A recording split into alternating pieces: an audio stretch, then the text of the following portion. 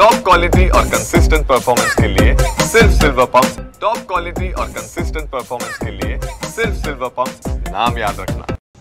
आपण सध्या भंडारा जिल्ह्यातील वैनगंगेच्या लहान पूल परिसरात आहोत आणि बघू शकतो आपण वैनगंगेची पाणी पातळी कुठेतरी आता कमी झाल्याचे चित्र पाहायला मिळत आहे।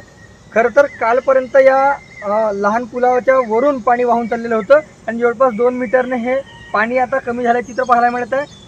गोसेखुर्द धरणाचे 33 दरवाजांमधून पाण्याचा विसर्ग मोठ्या प्रमाणात सुरू होता आणि त्यामुळे आता ही पाणी पातळी जी आहे नियंत्रणात आल्याचे चित्र पाहायला मिळत आहे। कालपर्यंत शेतशिवारामध्ये मोठ्या प्रमाणात पाणी साचलेलं होतं आणि ते पाणीही आता निवळायला लागलेलं आहे।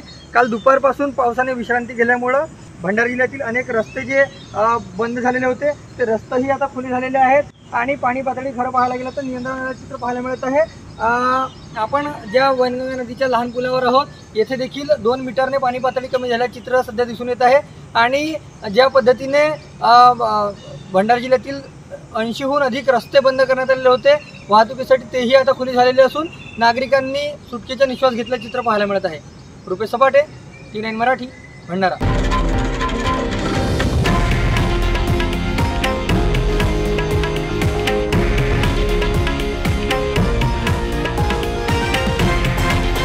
हे आहे देशातील नंबर 1 न्यूज नेटवर्क आणि आपण पाहत आहात TV9 मराठी, एकमेव।